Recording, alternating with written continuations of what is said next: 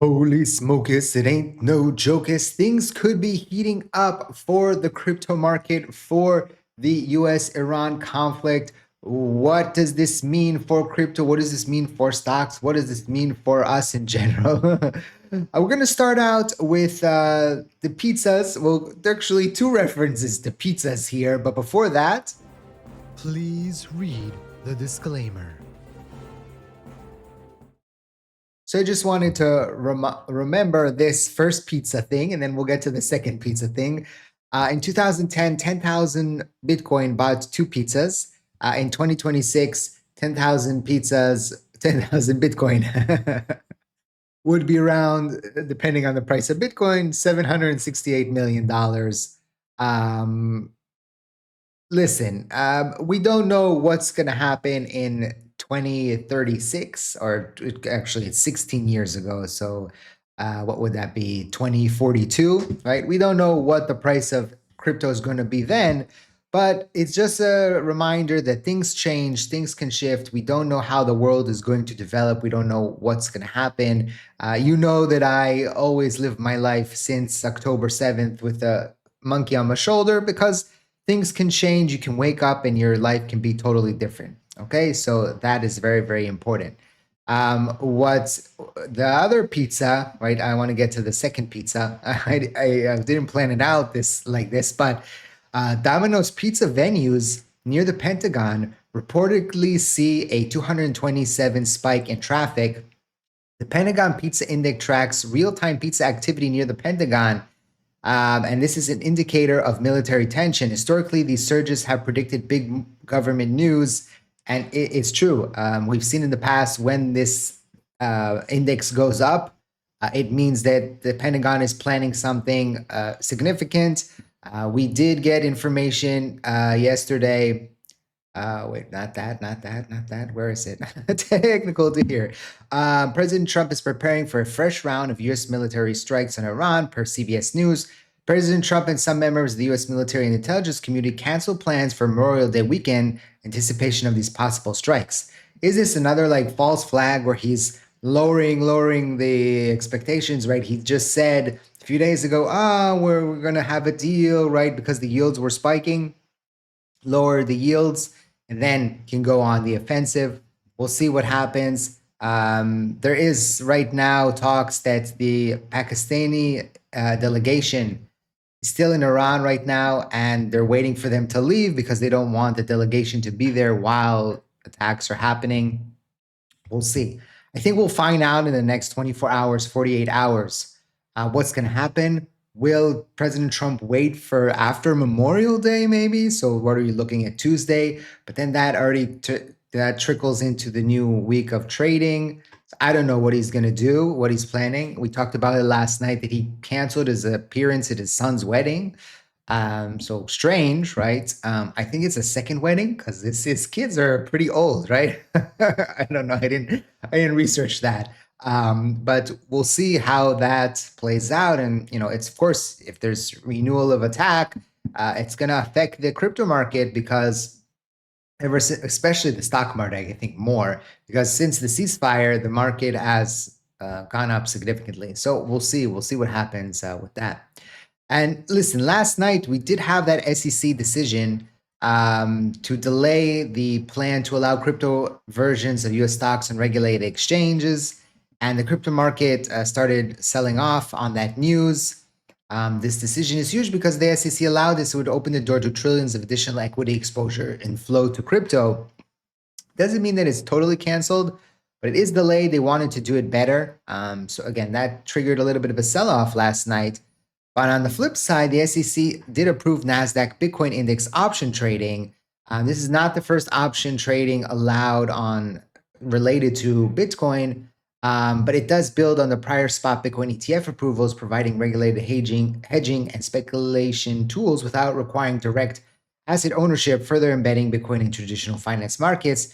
Community replies are split between seeing boosted institutional inflows, long-term price support, versus concerns over amplified volatility, leverage risks, and potential retail liquidations. If you remember, when we saw the option contracts on the IBIT, initially I told you that I think it's a double-edged sword. On the one hand, it will bring more action, right, to the crypto market, but on the other side, it could be used for shenanigans. And then we saw Jane Street, or allegedly Jane Street, manipulating the crypto market every day at 10, if you remember those 10 a.m. drops, because of the options. So again, it's like it's a double-edged thing. It could be bad, it could be good.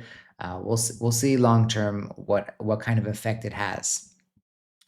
There is a new Bitcoin reserve bill on the table. Representative Nick, I'm not going to pronounce his last name, and Representative Jared Golden introduced a bipartisan bill to lock U.S. government Bitcoin holding in a strategic Bitcoin reserve for at least 20 years.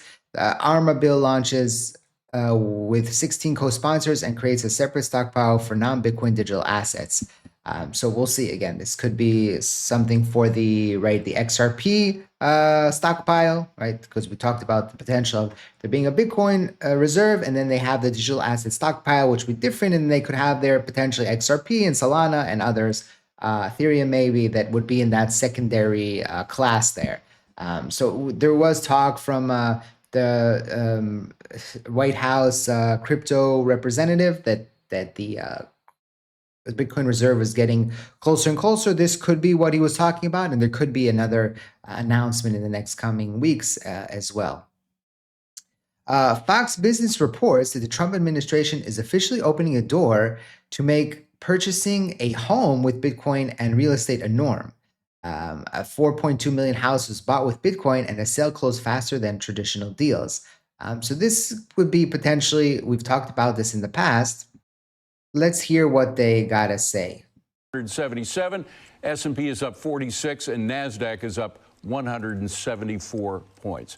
Now, this prospective home buyers can now use crypto to qualify for mortgages. How's that working out? Darren Botello joins me now. Darren, how does it work? Hi, David. This works by letting buyers pledge their Bitcoin instead of having to save up a bunch of traditional cash. And now the Trump administration is officially opening the door to make that the real estate norm, basically. So recently, Fannie Mae was greenlit to accept a crypto-backed mortgage for the very first time in history, while most traditional private lenders are dragging their feet here over volatility concerns. Young American buyers in their late 20s and 30s are leading the charge, and behind the scenes, niche and hard money lenders have already been using crypto to qualify ultra-luxury buyers. But now it's breaking into the mainstream. Fox Business contributor Katrina Campins recently closed on a Boca Raton home for a buyer using Bitcoin.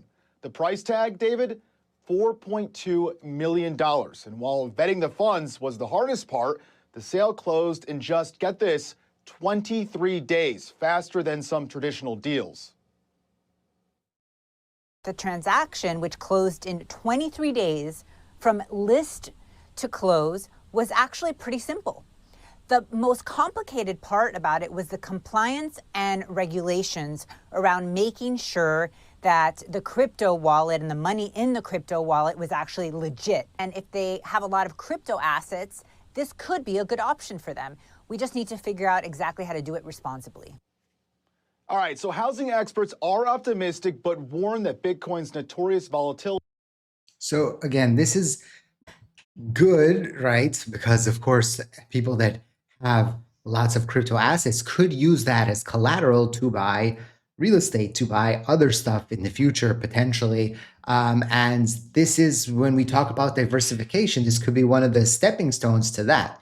The problem, quote unquote, is that, of course, because of the volatility, someone might buy a house just like the pizzas and then later say, oh, well, my Bitcoin was going to be worth more. You never know when you're purchasing something. Sometimes, right, you buy a house and it goes up in value. Sometimes you buy a house and it goes down in value. You really don't know. Some people bought houses and, inflation went up and then the price of the house stayed stable for 20 years. This has happened as well. So you really don't know. Talking about volatility of the crypto, yes, it's still pretty volatile, although people will say today it's not that volatile, right? In the past week or so. It's been pretty, stable. But the fact is that this is a step forward.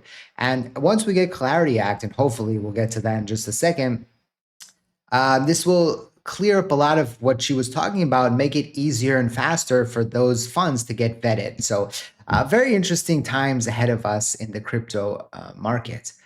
We talked about this. I forgot to tell you just that. Let's rewind a little bit to when we were talking about the whole Iran situation. Iran just closed its airspace until Monday morning. The IRG says Iran's armed forces are preparing for war resumption with the U.S. in the coming hours and prepared a new third struggle plan targeting U.S. and U.S. allies in a new specific way. We'll see. So again, this could kick off in the next 24 hours, 48 hours. The tension's getting a little bit higher than I've seen it previously. And I have my finger on this. I'm on the ground. I'm seeing what analysts are saying here. I'm seeing what analysts are saying online. And I feel that this might be the closest that we have been to renewal of the war, right? So this is my opinion. I don't know what's happening with Trump. I don't know what's happening with others. So we'll see. We'll see what plays out with that. The White House, according to sources, is pushing hard for the Clarity Act. We know this.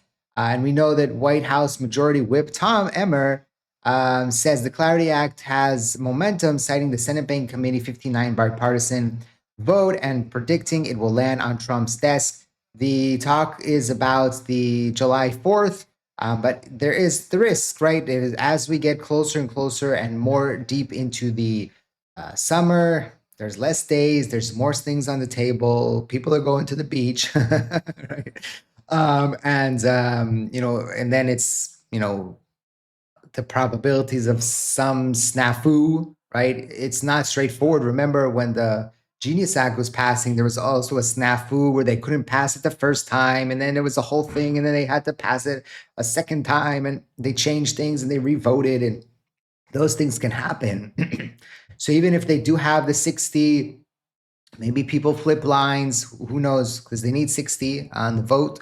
And then if it can get to the president's table, it looks like it's going to pass, right? But we're cutting it really close here.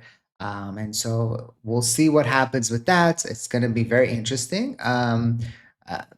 I'm still optimistic. I'm optimistic, but I also know that there are potential risks here, right? We'll see what happens also with the stock market. Again, like I said, they just closed on their highest weekly close ever in history. But if the conflict renews, then there could be tension and there could be sell-off. So I'll make a stock market video maybe tonight, tomorrow. It's still holiday here, so you can see I'm not in my regular digs. But it will be very interesting to see how everything plays out. Price action for XRP, again, we pulled back last night on that news that the SEC decided to delay. But we're maybe at the lowest point that we have been, XRP wise, just, since back in April. We haven't hit the lows that we saw that February day, February 28th, when the war started, right? So that was the lowest that we've seen outside of February 5th and 6th, when people were talking about XRP to $1. The next support zone for XRP would be 125, 127 here, actually. That's the green line. So that would be the support level. It was able to hold here back in April. We are at the bottom of the stochastic RSI. So it will be very interesting to see if the attacks do resume, what happens. Do we see something similar where we bounce down to the support level? Similar where Bitcoin dropped here to 63,000. You can see how Bitcoin broke the support of the trend line.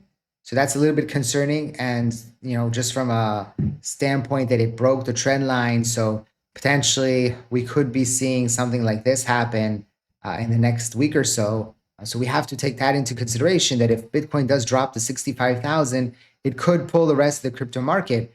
And, XRP is pretty close to where it was here. XRP didn't enjoy that run up. Even Ethereum is still pretty far away. It was 1,800. It's now at 2,000. So that would mean if Ethereum would drop, that would mean like a 10% drop. And if XRP drops to those levels, I think it's only like a 3% or 4.5%.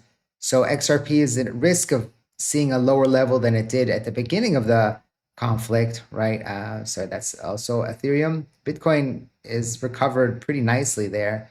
What is it, about 16% down for Bitcoin? So alts again are kind of bleeding out to the price of Bitcoin, right? Solana is also about 10% from then. So XRP, really, the price action is not great. We talked about that previously. I wonder what's the reason why Solana, Ethereum, and Bitcoin are a little bit stronger than XRP. There's no real bad situation, right? That could say, oh, right, this is why XRP is weaker than Bitcoin, Ethereum, Solana. Let me know in the comment section if you can think of something why it would be less, holding up less stronger than the rest. The top four. We know, of course, that there's less interest right now. If you just look at YouTube, you can see that. But is retail selling, right? Could that be a situation? People that thought, oh, XRP, all those people that were calling for triple digits XRP by the end of the 2025, and that never happening. And then, people talking about all this other stuff and that never happening. So is it retail that is a little bit tired, and institutions that are buying up other assets? Let me know what you guys think in the comment section down below. I don't know, because maybe it's not. But again, I don't think retail holds up as much as we think. Maybe there's some institution that is selling their assets. Could there be, for example, Bitcoin, Ethereum, that like Strategy and Bitmine are pushing it up with buys? So I don't know. Is it algos? Because we've talked about how the algos were acting a little bit different for the top four recently. So maybe that is the reason why. Could be. There's a lot of factors. We haven't got any really bad news. Could it be that people were more anticipating for the Clarity Act for XRP than they were for other assets because of the history and because of the SEC going after it? So that could be a possibility. I'm throwing out some things here. Let me know in the comment section, what do you think? Don't forget to smash the like button. Thank you for watching. I hope to see you next time. And like I always say, let's make a lot of money.